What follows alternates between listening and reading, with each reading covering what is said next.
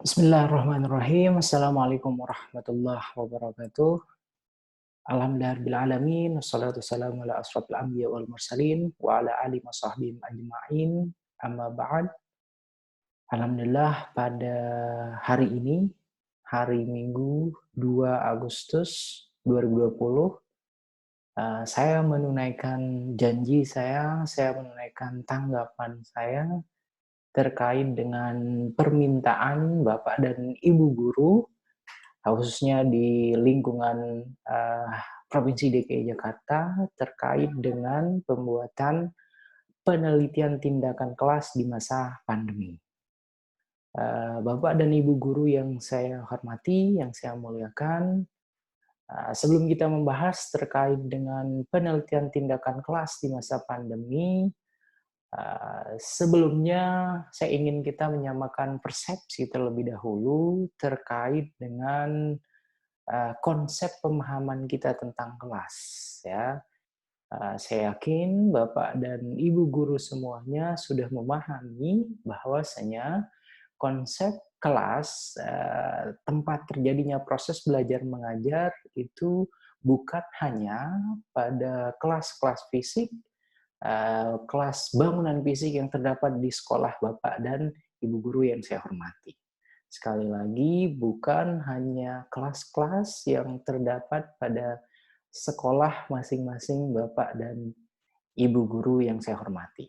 Ya, jadi kalau misalnya selama ini kita berpandangan bahwasanya kelas itu merupakan bangunan fisik yang terdapat pada sekolah-sekolah di mana tempat Bapak dan Ibu guru mengajar, ya. Tapi kelas sebenarnya bisa kita artikan lebih dari itu. Konsep tentang kelas juga bisa kita masukkan ketika kita mengkondisikan, ya, kita membuat setting atau kondisi di dalamnya terdapat proses pembelajaran, di dalamnya terdapat peserta didik, dan di dalamnya ada peserta didik, kemudian ada materi ajar, dan tujuan pembelajaran, maka itu setting tersebut atau kondisi tersebut itu juga masuk dalam kategori kelas. Ya, jadi itu dulu yang harus kita samakan persepsinya Bapak dan Ibu guru yang saya hormati. Kelas tidak lagi hanya merupakan sekat-sekat ruang, ruang fisik yang terdapat di sekolah Bapak dan Ibu guru. Akan tetapi lebih dari itu, ya, suatu pengkondisian di mana proses pembelajaran memungkinkan terjadi, ya. Kemudian ada seperti yang saya kemukakan tadi, ada proses pembelajaran di sana, kemudian juga ada peserta didik, ada pendidik, ada materi ajar, dan juga ada tujuan pembelajaran, maka setting tersebut atau kondisi tersebut, pengkondisian tersebut itu juga masuk dalam ranah atau konsep tentang kelas. Ya, sebelum saya meneruskan lebih jauh, saya ingin Bapak dan Ibu guru eh, awalnya sudah memahami konsep tentang ini terlebih dahulu. Oke, kemudian sekali lagi kenapa saya membuat video ini, dikarenakan ada permintaan, kemudian ada masukan dari Bapak dan Ibu guru yang sebelumnya sudah pernah mengikuti pelatihan. Pelatihannya akan tapi secara face to face waktu itu sebelum memasuki pandemi corona, sehingga pada saat pandemi corona sekarang ini banyak di antara Bapak dan Ibu guru yang merasa kesulitan untuk melakukan penelitian tindakan kelas. Nah, jadi video ini saya rekam sekali lagi untuk membahas terkait dengan penelitian tindakan kelas di masa pandemi corona sekarang ini. Perkenalkan, nama saya Muhammad Sofyan Hadi. Insya Allah kita akan membahas terkait dengan penelitian tindakan kelas di masa pandemi dalam paparan yang akan saya berikan. Oke, kita mulai pertama terkait dengan overview, ya, atau sekilas tentang penelitian tindakan kelas, ya. Jadi sebelum kita memahami lebih jauh terkait dengan penelitian tindakan kelas seperti apa yang sekiranya bisa dilakukan oleh Bapak dan Ibu guru, itu kita baiknya memahami terlebih dahulu tentang sekilas penelitian tindakan kelas itu munculnya kapan, adanya di Indonesia itu sejak kapan, kemudian definisi yang bisa kita berikan terkait dengan penelitian tindakan kelas. Oke, mari kita mulai Bapak dan Ibu Guru. Yang pertama, di sini untuk penelitian tindakan kelas itu ada dan berkembang di Indonesia sejak tahun 1980. Ya, jadi kalau sekarang sudah 2020, ya, keberadaan penelitian tindakan kelas berarti kurang lebih sudah 40 tahun ya, sudah 40 tahun kegiatan penelitian tindakan kelas telah dilakukan di Indonesia. Ya, kemudian dari mana akar dari penelitian tindakan kelas tersebut berasal? Ya, penelitian tindakan kelas itu merupakan pengembangan penelitian tindakan, ya, atau dalam bahasa Inggrisnya itu action research. Ya, sebelumnya itu merupakan action research yang kemudian dikembangkan, ya, berkembang menjadi classroom action research atau CAR dalam bahasa Inggrisnya. Sementara kalau dalam bahasa Indonesia merupakan penelitian tindakan kelas, ya. Kemudian penelitian tindakan kelas itu masuk dalam kategori penelitian terapan, ya, atau applied research. Berbeda dengan basic research atau pure research. Sementara untuk yang penelitian tindakan kelas itu masuknya pada applied research atau pada penelitian terapan. Selanjutnya, dari paparan terkait dengan munculnya, kemudian asal-muasal terkait dengan penelitian tindakan kelas, kita masuk pada definisi yang paling umum, paling sederhana tentang penelitian tindakan kelas. Di sini disebutkan bahwasanya penelitian tindakan kelas adalah sebuah pendekatan untuk menyelesaikan masalah pembelajaran, ya, dan sekaligus proses untuk menyelesaikan masalah tersebut, ya. Jadi ada dua poin utama yang dilakukan ketika melakukan penelitian tindakan kelas, ya. Yang pertama, PTK itu merupakan sebuah pendekatan untuk menyelesaikan masalah. Kemudian yang kedua, proses untuk menyelesaikan masalah tersebut, ya. Makanya di sini dikatakan classroom action research itu it is both an approach to problem solving and a problem solving process, ya. Keduanya itu merupakan pendekatan, ya, untuk menyelesaikan masalah dan merupakan proses untuk menyelesaikan masalah. Ya, jadi itu sepintas terkait dengan penelitian tindakan kelas. Kemudian selanjutnya yang menjadi pertanyaan kita, yang menjadi pertanyaan Bapak dan Ibu guru akhir-akhir ini yang sering langsung WhatsApp saya atau bertanya pada saya, mungkinkah penelitian tindakan kelas di masa pandemi dilakukan, ya. PTK di masa pandemi bisa tidak untuk dilakukan? Jawaban sederhananya, Bapak dan Ibu guru sekalian yang saya banggakan, yang saya muliakan, penelitian tindakan kelas itu sangat bisa atau sangat mungkin untuk dilakukan pada masa pandemi ini. Asalkan sesuai dengan apa yang saya paparkan di awal tadi, ketika proses penyamaan persepsi, Bapak dan Ibu guru memahami bahwasanya ruang kelas itu tidak terbatas pada bangunan fisik, ya, pada kelas-kelas fisik yang terdapat di sekolah Bapak dan Ibu guru.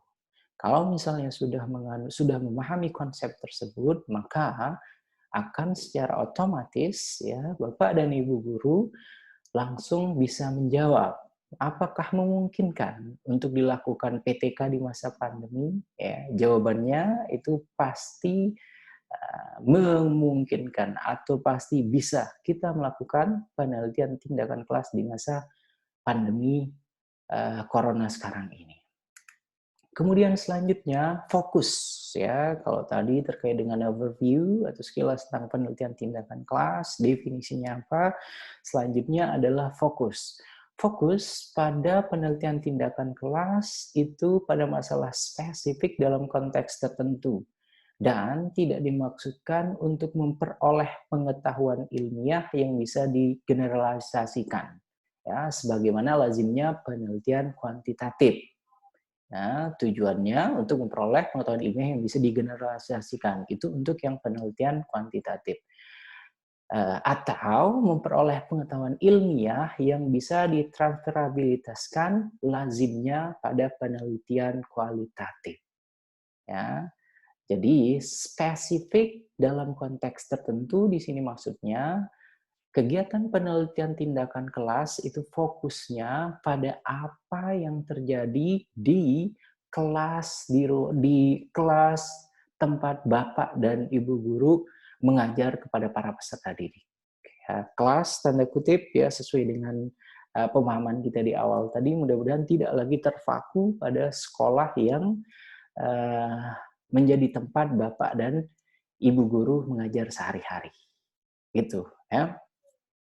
Kemudian selanjutnya, kita setelah fokus penelitian tindakan kelas, selanjutnya adalah pada ciri penelitian tindakan kelas. Ya.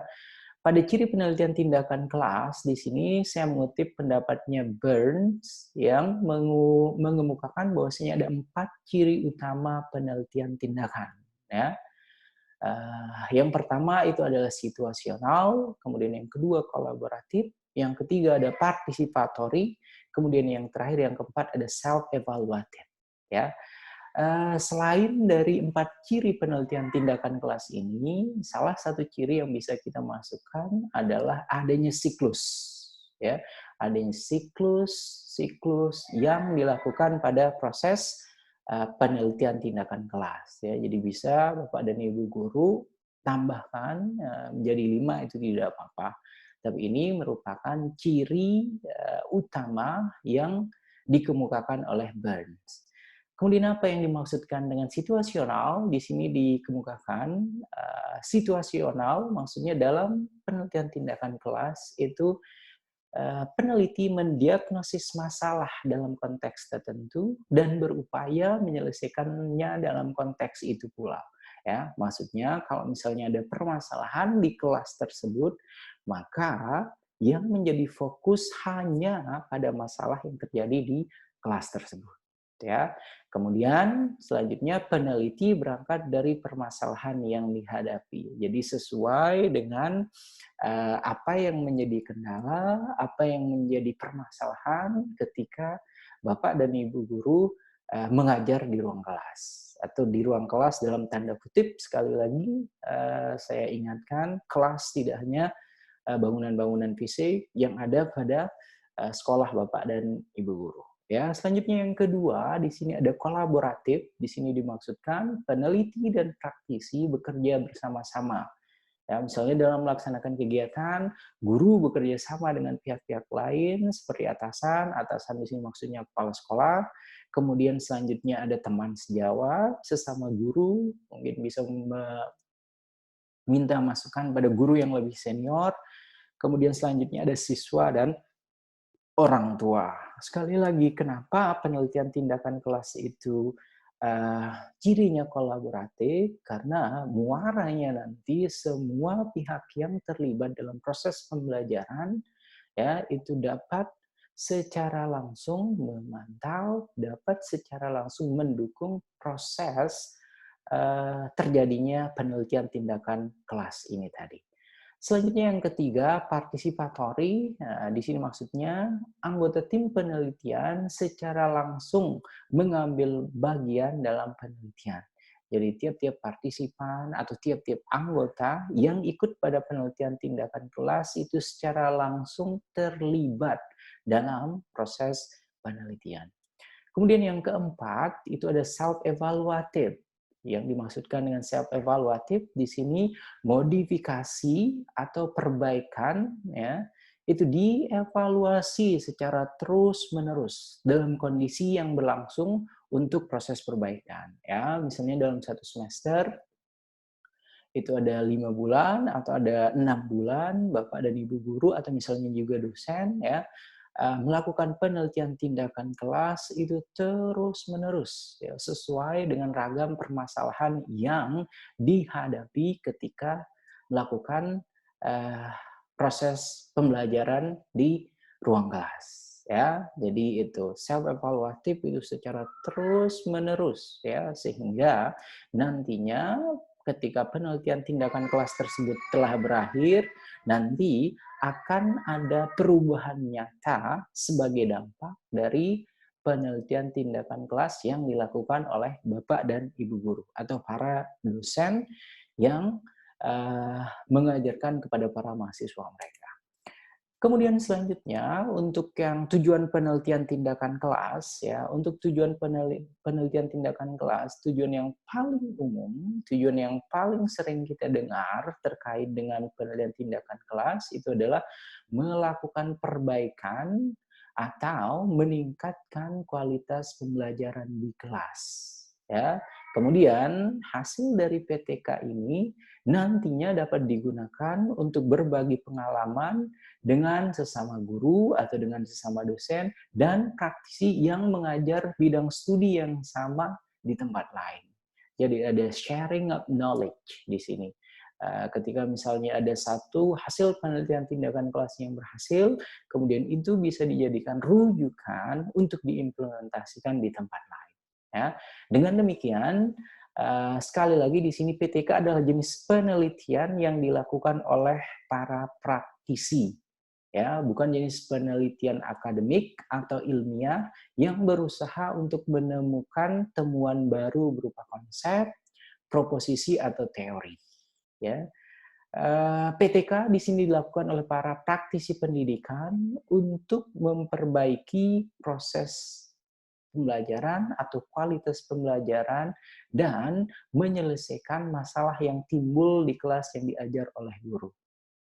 Ya, ketika penelitian tindakan kelas ini secara serius, kemudian sudah secara sistematis, sudah sesuai dengan kaidah-kaidah penelitian, maka harapannya ketika penelitian tindakan kelas telah berakhir, nantinya akan memberikan dampak nyata, ya, permasalahan yang ada di dalam kelas, permasalahan yang dialami oleh guru, oleh siswa, itu dapat terpecahkan atau dapat diberikan solusi agar kegiatan pembelajaran dapat berlangsung secara kondusif, kemudian tujuan pembelajaran dapat tercapai.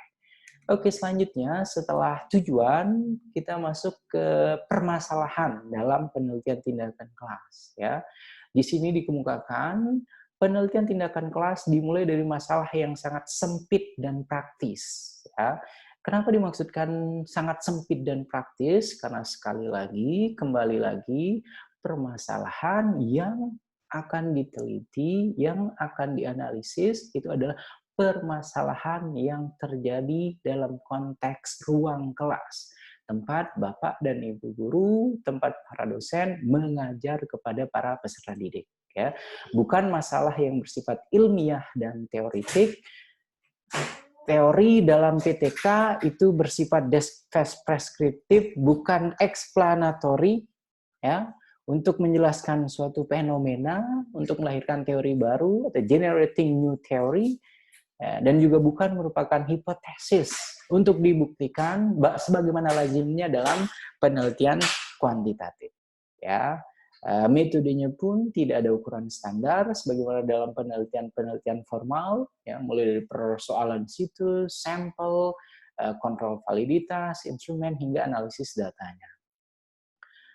Selanjutnya, permasalahan dalam penelitian tindakan kelas di sini disebutkan dalam penelitian tindakan kelas tidak perlu lagi ada bagian khusus yang membahas interpretasi data dan diskusi hasil, ya, melainkan refleksi personal dari guru itu sendiri tentang pengajarannya, ya, kritis terhadap yang telah dilakukan untuk selanjutnya melakukan perbaikan-perbaikan. Semua dilakukan secara sistematis, ya, realistis, dan rasional berdasarkan masalah yang dihadapi. Ya. Dari PTK, guru diharapkan mengetahui kelebihan dan kekurangannya dalam mengajar. Ya, ini merupakan poin yang sangat penting ya ketika melakukan penelitian tindakan kelas ya. Jadi ketika proses penelitian tindakan kelas ini telah berlangsung, telah selesai, maka nanti para guru, para dosen akan memahami ya, kelebihan-kelebihan yang dimiliki ketika mengajar itu apa, kemudian selanjutnya kelebihan tersebut dipergunakan agar proses pembelajaran itu dapat sesuai dengan ekspektasi dari para siswa atau mahasiswa. Selanjutnya, para guru ataupun dosen itu nanti juga bisa meminimalisir kekurangan-kekurangan mereka ketika praktek atau ketika kegiatan mengajar di ruang kelas. Ya, itu terkait dengan kenapa kegiatan penelitian tindakan kelas itu sangat penting untuk dilakukan bagi guru ataupun bagi dosen. Ya, tujuannya tidak lain dan tidak bukan sekali lagi untuk melakukan perbaikan pembelajaran, untuk perbaikan kualitas pembelajaran. Ya. Oke, setelah tadi kita membahas terkait dengan permasalahan dalam PTK, kemudian selanjutnya untuk hasil penelitian PTK, di sini dikemukakan, hasil akhir penelitian tindakan kelas itu terbatas sebagai upaya untuk perbaikan praktik pendidikan oleh guru yang bersangkutan atau oleh dosen yang bersangkutan. Ya, jadi sekali lagi hasil dari penelitian tindakan kelas itu terbatas ya sebagai upaya untuk perbaikan praktik pendidikan oleh guru yang bersangkutan. Ya, kenapa terbatas? Karena di sini disebutkan penelitian tindakan kelas bukan jenis penelitian formal yang menggunakan paradigma positivistik. Nah, seperti yang kita ketahui, paradigma positivistik ini yaitu melahirkan jenis penelitian kuantitatif. Dan bukan juga menggunakan paradigma interpretif atau fenomenologi, ya, yang sebagaimana kita ketahui juga melahirkan jenis penelitian kualitatif. Jadi berbeda terkait dengan paradigma positivistik dengan paradigma interpretif dan fenomenologi, ya. Tetapi penelitian tindakan kelas ini termasuk jenis penelitian terapan dengan pendekatan kualitatif. Seperti yang sudah saya kemukakan di awal tadi, penelitian tindakan kelas ini merupakan pengembangan dari penelitian tindakan ya, yang merupakan applied research. Ya, di sini dikatakan walaupun bisa saja menggunakan data kuantitatif ya karena misalnya ada score test di sana, kemudian ada terkait numerical data ya. Kemudian jenis penelitian ini juga tidak perlu ada novelty atau state of the art yang wajib ada dalam penelitian formal, dalam penelitian baik itu jenisnya kualitatif maupun kuantitatif. Itu untuk hasil penelitian tindakan kelas, Bapak dan Ibu guru yang saya hormati. Oke, selanjutnya Bapak dan Ibu guru yang saya hormati, yang saya muliakan, kita akan langsung pada langkah-langkah penelitian tindakan kelas. Ya, saya kira ini sudah sangat umum, ya. Ini sudah sangat umum, ya sudah diketahui oleh Bapak dan Ibu guru terkait dengan langkah-langkah seperti apa proses atau tahapan penelitian tindakan kelas. Yang pertama, tahapannya adalah identifikasi masalah, kemudian selanjutnya yang kedua ada merumuskan masalah, kemudian ada merumuskan hipotesis tindakan, selanjutnya ada membuat perencanaan tindakan, implementasi tindakan, kemudian ada observasi, ada refleksi, mengolah dan menafsirkan data, validasi data dan kredibilitas data, dan selanjutnya melaporkan hasil penelitian. Insya Allah akan kita bahas satu persatu. Dari semua langkah ini, untuk tahapan perencanaan, implementasi, observasi, dan refleksi itu merupakan satu paket dalam tiap siklus penelitian tindakan kelas yang dilakukan oleh Bapak dan Ibu guru. Ya, jadi ada tahapan merencanakan, implementasi, kemudian observasi, dan refleksi. Itu dalam satu siklus harus ada 4 tahapan tersebut. Ya.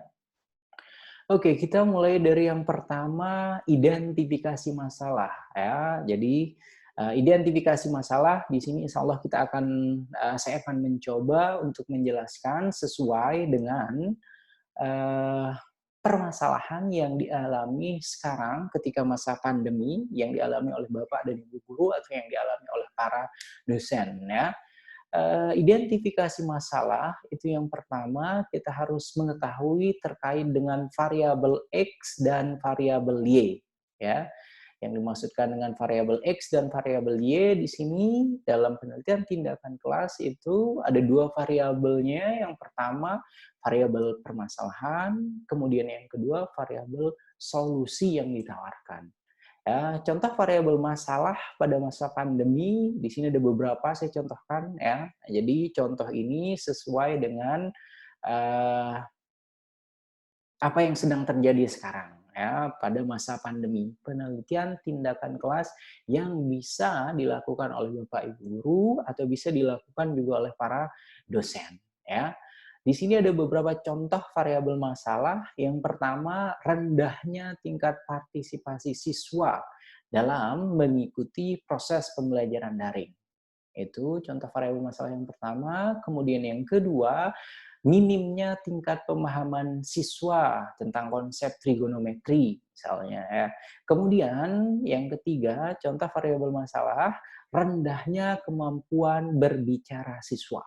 Ya, jadi ketiga-tiganya ini merupakan variabel masalah yang membutuhkan solusi, yang membutuhkan alternatif pemecahan sehingga ketiga variabel masalah ini dapat diselesaikan. Kemudian apa saja yang bisa diberikan sebagai alternatif solusi? Nah, di sini di variabel solusi itu ada penggunaan YouTube video, ya. Kemudian selanjutnya penggunaan aplikasi WhatsApp Group, Google Classroom mungkin yang sudah sangat familiar dengan Bapak dan Ibu guru, dengan para dosen. Kemudian selanjutnya ada model pembelajaran dengan Zoom, dengan Microsoft Teams, dengan Google Meet, ada Jitsi, ya. Kemudian ada banyak lagi model pembelajaran virtual yang bisa dimanfaatkan. Atau misalnya juga bisa menggunakan Moodle. Ya. Jadi itu merupakan variabel solusi yang bisa dijadikan alternatif solusi untuk memecahkan masalah pada variabel masalah yang sudah kita kemukakan tadi. Ya.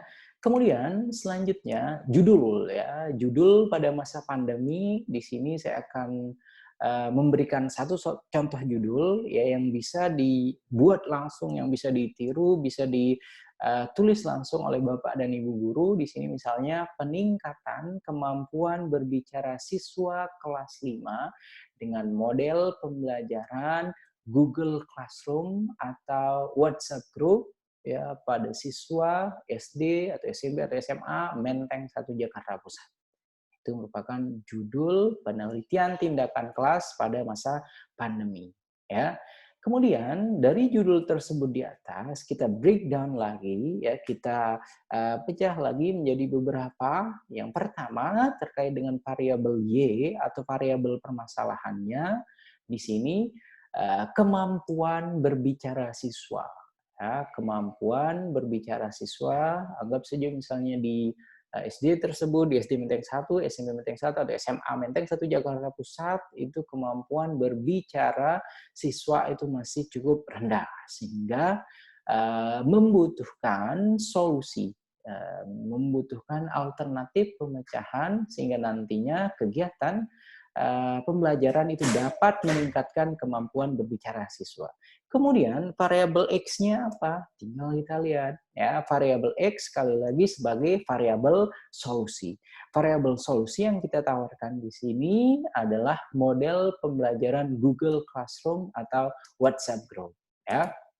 Jadi ketika menetapkan judul PTK pada masa pandemi ini, kita harus mengetahui tingkat kesiapan para peserta didik kita, tingkat kemampuan mereka untuk mengikuti proses pembelajaran daring, online atau virtual ya, sehingga setelah kita menganalisis, setelah kita mengetahui tingkat rata-rata misalnya kemampuan kuota mereka itu seperti apa, atau rumah mereka itu apakah sudah terjangkau sinyal yang baik. Jadi semuanya harus bisa dipertimbangkan ketika memilih alternatif solusi, ya. Jadi yang paling umum yang bisa digunakan adalah model pembelajaran yang sekiranya tidak membutuhkan kuota yang cukup banyak, akan tetapi bisa membuat para peserta didik mengikuti proses pembelajaran. Yang paling memungkinkan saya kira untuk sekarang ini adalah penggunaan WhatsApp Group bisa, penggunaan Google Classroom bisa, ya, sehingga para siswa atau peserta didik itu tidak terlalu banyak menggunakan kuota dan tidak membuat mereka harus on terus kalau misalnya menggunakan Zoom, ya, menggunakan Jitsi, menggunakan Microsoft Teams, dan lain sebagainya. Kalau misalnya menggunakan Google Classroom atau WhatsApp Group, maka saya yakin para siswa, baik itu SD, SMP, ataupun SMA, kalau hanya untuk menggunakan WhatsApp, insya Allah mereka mampu atau mereka bisa untuk mengikuti proses pembelajaran. Ya. Kemudian perumusan masalah. Perumusan masalah tentunya di sini harus disesuaikan dengan variabel X dan Y pada judul yang telah dibuat. Contohnya, apakah penggunaan model pembelajaran WhatsApp Group atau Google Classroom dapat meningkatkan kemampuan berbicara siswa kelas 5 SDN Menteng 1 Jakarta Pusat, misalnya. Itu untuk yang permasalahan yang pertama. Kemudian yang kedua, bagaimanakah model pembelajaran WhatsApp Group atau Google Classroom dapat meningkatkan kemampuan berbicara siswa SDN Menteng 1 Jakarta Pusat. Jadi dari perumusan masalah ini ada dua hal yang akan dijawab, nantinya akan menjadi tujuan penelitian, yaitu terkait dengan apakah penggunaan, kemudian yang kedua, bagaimanakah model pembelajaran. Jadi ada dua hal yang dirumuskan pada perumusan masalah penelitian tindakan kelas. Kemudian setelah tahapan perumusan masalah, kita juga sebagai peneliti dalam penelitian tindakan kelas harus membuat hipotesis tindakan, ya, sesuai dengan judul penelitian yang saya contohkan tadi di atas atau sebelumnya tadi. Maka hipotesis tindakan pada penelitian ini adalah dengan implementasi model pembelajaran WhatsApp Group atau Google Classroom dapat meningkatkan kemampuan berbicara siswa SDN Menteng 1 Jakarta Pusat. Nah, jadi itu merupakan hipotesis tindakan yang harus dibuat oleh Bapak dan Ibu guru ketika melakukan kegiatan penelitian tindakan kelas atau ketika menulis penelitian tindakan kelas. Selanjutnya, setelah hipotesis tindakan ada 4 tahapan, ya, ada perencanaan, kemudian selanjutnya ada observasi, ada rencana tindakan, ada implementasi, ada observasi, dan selanjutnya ada refleksi. Ya, di rencana tindakan di sini materi yang akan diteliti itu apa, silahkan disebutkan, harus jelas secara terperinci. Kemudian selanjutnya menyusun perangkat pembelajaran, RPP, ya, harus disesuaikan dengan apa yang ingin diberikan solusi pada penelitian tindakan kelas yang dilakukan oleh Bapak dan Ibu guru. Selanjutnya menentukan instrumen yang digunakan untuk mengumpulkan data. Ya, jadi alat-alat apa sajakah yang digunakan oleh Bapak dan Ibu untuk mengumpulkan data pada proses penelitian. Apakah itu dengan menggunakan tes, apakah dengan menggunakan wawancara, apakah dengan menggunakan observasi, dan lain sebagainya. Kemudian selanjutnya rencana perekaman atau pencatatan data dan pengolahannya. Jadi ini harus jelas, ada runtutan terkait dengan proses penelitian dari awal sampai kegiatan penelitian tersebut berakhir.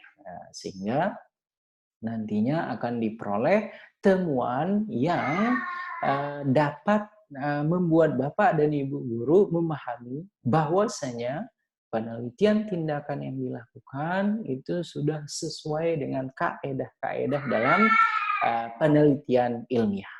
ya. Kemudian pelaksanaan tindakan ini implementasi dari tindakan yang telah direncanakan pada kegiatan pembelajaran, ya. Kemudian pelaksanaan tindakan ini mengacu pada perangkat pembelajaran. Itu untuk yang pelaksanaan tindakannya. Kemudian selanjutnya adalah tahapan observasi. Observasi ini merujuk pada instrumen yang telah dibuat, ya. Instrumen yang telah dibuat, misalnya untuk yang wawancara, ya, wawancara itu ada lembar wawancaranya, ada lembar pedoman wawancaranya. Kemudian untuk yang observasi juga demikian, ya, ada panduannya, ya, jadi harus jelas. Kemudian untuk yang observasi di sini data yang dikumpulkan mengacu pada variabel X dan Y, ya, sekali lagi mengacu pada variabel solusi, variabel permasalahan yang akan diteliti pada penilaian tindakan kelas yang dilakukan oleh Bapak dan Ibu guru. Selanjutnya untuk yang tahapan refleksi, ya, data yang telah diperoleh dianalisis secara deskriptif, kualitatif, dan dibuat kategori. Ya, jadi nanti data-data yang telah terkumpul itu analisis secara deskriptif, kualitatif, kemudian dibuat kategori, ya, di breakdown menjadi beberapa sehingga paparan datanya sesuai dengan temuan proses penelitian. Kemudian selanjutnya di tahapan refleksi ini juga menarik kesimpulan.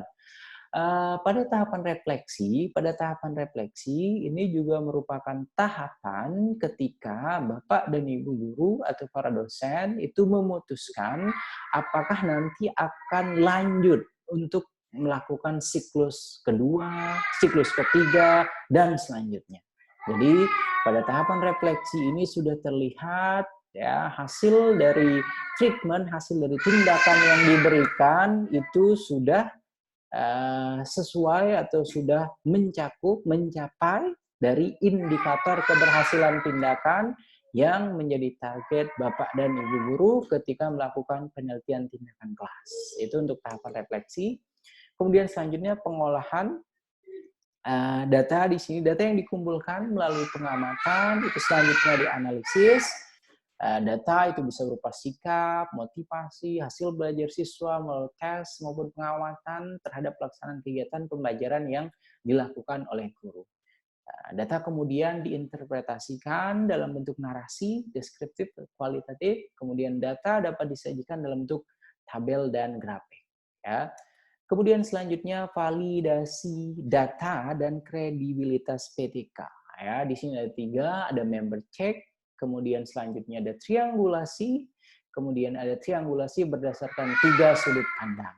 Ya, jadi ada proses validasi pengecekan semua data-data penelitian itu sudah sesuai dengan tujuan dilakukannya penelitian.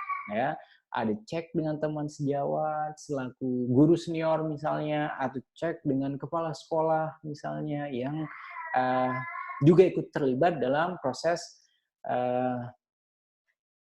penelitian. Lanjutnya triangulasi berdasarkan 3 sudut pandang. Di sini dimaksudkan dari sudut pandang si peneliti, kemudian dari sudut pandang peserta didik atau siswa, dan selanjutnya dari sudut pandang kolaborator yang ikut serta dalam proses penelitian. Oke, selanjutnya ada pelaporan hasil penelitian, ya. Dalam pelaporan hasil penelitian, di sini hasil analisis data dilaporkan secara tertulis, ya. Laporan hendaknya tentang ulasan lengkap pelaksanaan tindakan yang telah selesai, ya. Jadi ada tahapan-tahapannya, pelaksanaan tindakan yang diberikan itu seperti apa sampai tahapan proses penelitian tindakan kelas itu telah selesai. Kemudian selanjutnya yang paling penting juga dalam laporan hasil penelitian tindakan kelas itu perubahan yang terjadi setelah implementasi penelitian tindakan kelas atau setelah selesai kegiatan penelitian tindakan kelas. Ada perubahan, ya, pada misalnya motivasi siswa ketika belajar, pada misalnya kemampuan siswa misalnya ketika memahami materi yang diberikan, ya, yang jelas ada perubahan yang terjadi setelah proses pelaksanaan penelitian tindakan kelas. Itu untuk pelaporan hasil penelitian. Oke, selanjutnya dalam pelaporan hasil penelitian saya kira sudah sangat familiar juga bagi Bapak dan Ibu. Yang pertama untuk yang pendahuluan itu ada latar belakang masalah, dikemukakan permasalahan yang dihadapi real sesuai dengan apa yang menjadi permasalahan Bapak dan Ibu ketika mengajar di ruang kelas masing-masing atau ketika mengajar di kelas masing-masing, ya. Kemudian selanjutnya setelah memaparkan terkait dengan masalah yang ditemukan, baru kemudian selanjutnya kegiatan untuk merumuskan masalah. Kemudian selanjutnya setelah masalah dirumuskan, selanjutnya akan ada alternatif solusi untuk memecahkan permasalahan tersebut. Kemudian yang selanjutnya ada hipotesis tindakan, ya. Hipotesis tindakan sudah saya contohkan tadi, hipotesis tindakan pada penelitian tindakan kelas yang dapat dilakukan pada masa pandemi itu seperti apa, tadi sudah. Kemudian selanjutnya tujuan penelitian tindakan kelas, kemudian ada manfaat penelitian. Nah, kemudian pada bab 2 di penelitian tindakan kelas itu kajian teori, ya, atau pustaka atau referensi yang digunakan oleh Bapak dan Ibu guru ketika akan melakukan penelitian tindakan kelas. Di sini disebutkan teori-teori relevan sesuai dengan variabel X dan Y pada penelitian. Yang dimaksudkan teori-teori relevan di sini itu misalnya terkait dengan sesuai dengan sudah judul yang saya berikan tadi, peningkatan kemampuan berbicara, ya, dengan menggunakan model pembelajaran WhatsApp Group atau Google Classroom, maka nantinya dalam kajian teori itu memuat terkait dengan kemampuan berbicara, kemudian terkait dengan model pembelajaran, terkait dengan bagaimana menggunakan WhatsApp Group atau bagaimana menggunakan Google Classroom. Jadi semuanya itu ada pada kajian teori. Ya, jadi semua teori-teori relevan atau sesuai untuk mensupport proses penelitian tindakan kelas yang dilakukan oleh Bapak dan Ibu guru. Kemudian di metodologi penelitian, saya kira ini sudah sangat familiar sekali. Setting penelitian itu tempatnya di mana, waktunya kapan, siklusnya juga silahkan di sebutkan, tidak apa-apa. Kemudian selanjutnya yang B, itu ada subjek penelitian. Subjeknya di sini jumlah siswa dan kelasnya. Untuk yang jenis penelitian, jelas ini merupakan jenis penelitian tindakan kelas. Silakan dibuat seperti itu. Kemudian untuk yang prosedur penelitian, itu ada siklus dan indikator keberhasilan tindakan. Ya, siklus tadi itu ada beberapa tahapan. Sekali lagi ada tahapan perencanaan, kemudian yang kedua implementasi tindakan, kemudian yang ketiga ada observasi, dan terakhir itu ada refleksi. Kemudian indikator keberhasilan tindakan. Ya, indikator keberhasilan tindakan ini kita lihat setelah misalnya satu siklus selesai berdasarkan hasil refleksi. Kalau misalnya belum mencapai indikator keberhasilan tindakan, belum mencapai rata-rata yang kita inginkan, ya, misalnya kita mengharapkan nanti 80% siswa kemampuannya akan meningkat atau partisipasinya akan meningkat. Pada siklus pertama masih 70%, berarti kita masih punya 10% lagi target, ya. Jadi kita harus melaksanakan siklus kedua karena belum sesuai dengan indikator keberhasilan tindakan yang sudah kita set, yang sudah kita buat dari awal. Kemudian selanjutnya ada teknik dan alat pengumpulan data. Ya, kemudian selanjutnya ada analisis data, ada prosedur penelitian, yang ini tadi tiap siklusnya, perencanaan, tindakan, observasi, dan refleksi di tiap siklus. Kemudian selanjutnya ada personalia peneliti, siapa-siapa saja yang terlibat dalam proses penelitian. Kemudian ada jadwal penelitian dari persiapan sampai pelaporan. Ya, di jadwal penelitian ini sudah jelas.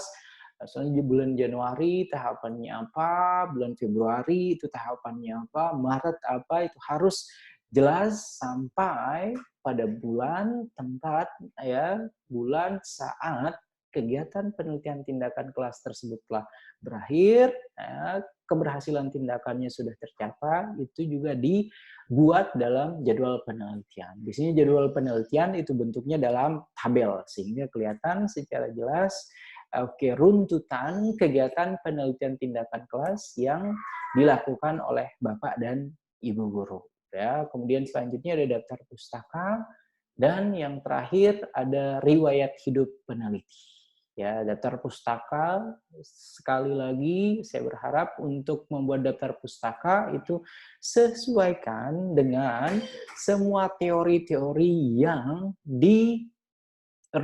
menjadi rujukan, yang terdapat pada penelitian tindakan kelas yang dilakukan oleh Bapak dan Ibu guru.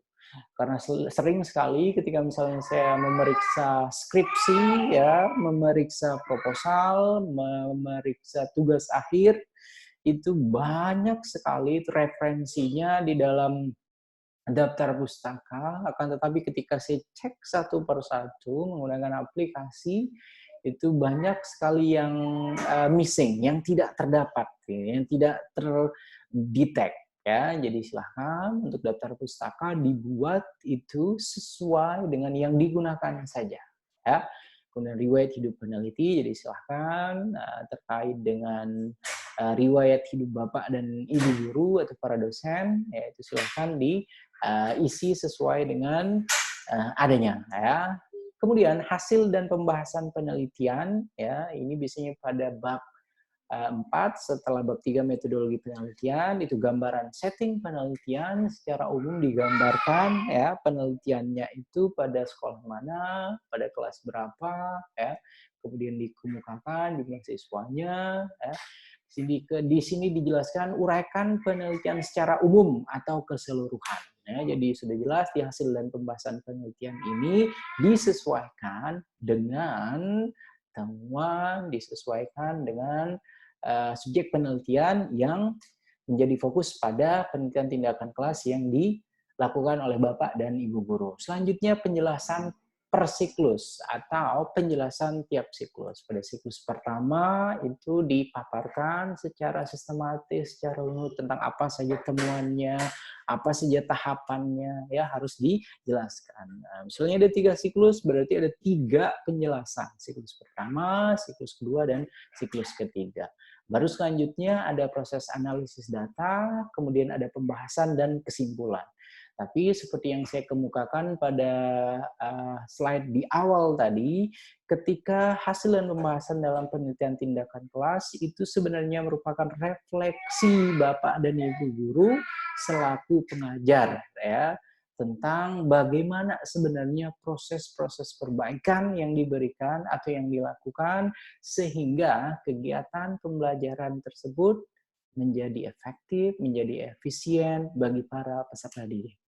Ya, kemudian setelah hasil dan pembahasan penelitian, nah, di dalam kesimpulan dan saran itu secara umum silakan diuraikan pokok-pokok temuan penelitian tindakan secara jelas, padat, dan runtut. Ya. Kemudian untuk saran, untuk peneliti lebih lanjut, dan penerapan penelitian. Ya. Di dalam saran, silakan misalnya ada bagi guru, ada bagi siswa, ataupun bagi peneliti selanjutnya yang tertarik untuk melakukan penelitian tindakan kelas.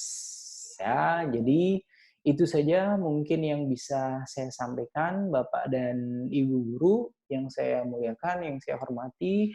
Sebagai kesimpulan, sekali lagi saya ingin mengemukakan bahwasanya penelitian tindakan kelas itu sangat mungkin atau bisa dilakukan pada masa pandemi ini.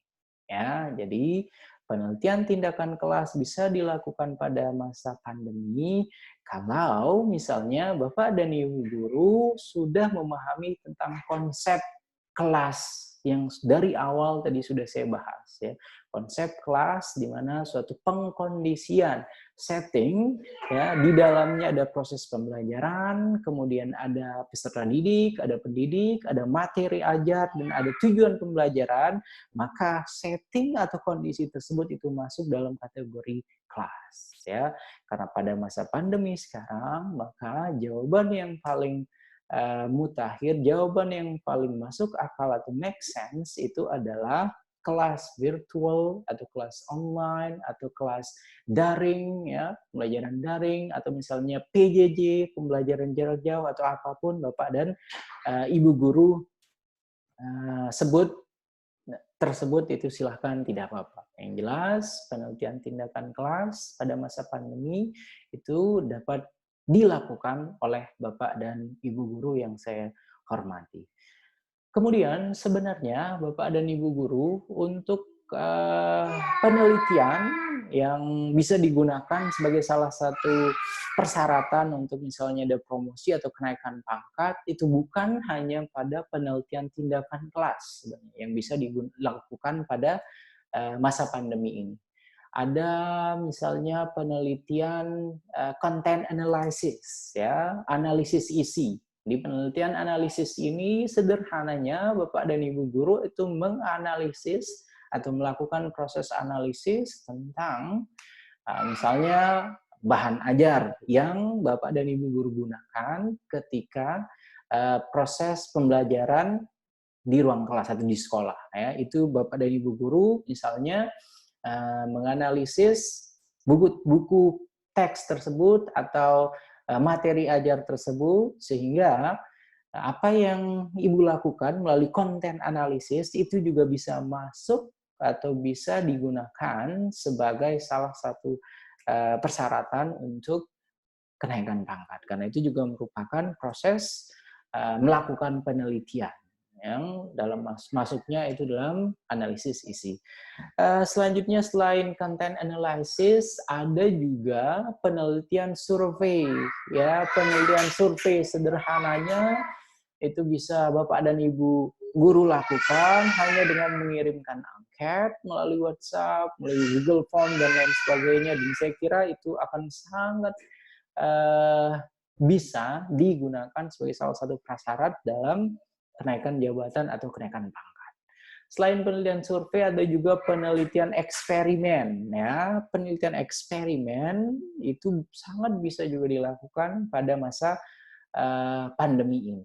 Asalkan sekali lagi prasyaratnya itu tadi Bapak dan Ibu guru harus bisa memahami tentang perbedaan antara kelas fisik yang terdapat di sekolah Bapak dan Ibu guru dengan kelas virtual, dengan kelas daring, dengan kelas online, ya, ataupun dengan pembelajaran jarak jauh atau PJJ. Kalau sudah memahami terkait konsep tersebut, saya kira saya percaya Bapak dan Ibu guru yang saya hormati akan sangat mudah, akan sangat gampang untuk melakukan penelitian atau untuk membuat kajian-kajian tentang permasalahan yang terjadi di sekolah, ya, tentang hal-hal yang dapat meningkatkan kualitas pembelajaran di tempat Bapak dan Ibu sekalian mengabdi sekarang. Ya, saya kira itu saja yang bisa saya sampaikan pada pertemuan kali ini. Harapannya mudah-mudahan apa yang sudah saya paparkan, apa yang saya sudah jelaskan kepada Bapak dan Ibu guru itu bisa dipahami.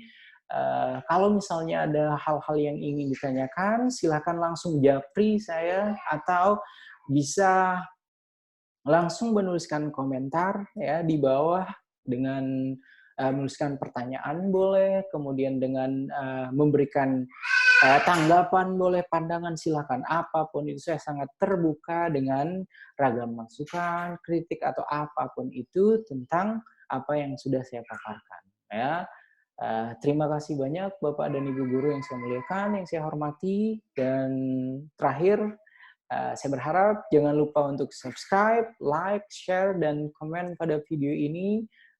Mudah-mudahan Bapak dan Ibu guru bisa membantu untuk terus mengembangkan channel YouTube ini, sehingga nantinya insya Allah akan memberikan konten-konten yang bermanfaat, akan memberikan konten-konten yang dapat membantu Bapak dan Ibu guru ketika akan melakukan penelitian atau ketika akan meningkatkan kualitas pembelajaran di sekolah Bapak dan Ibu guru sekalian.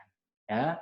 Akhirul kalam, wallahu muwaffiq wal hadi ila sabilir rasyad. Assalamualaikum warahmatullahi wabarakatuh.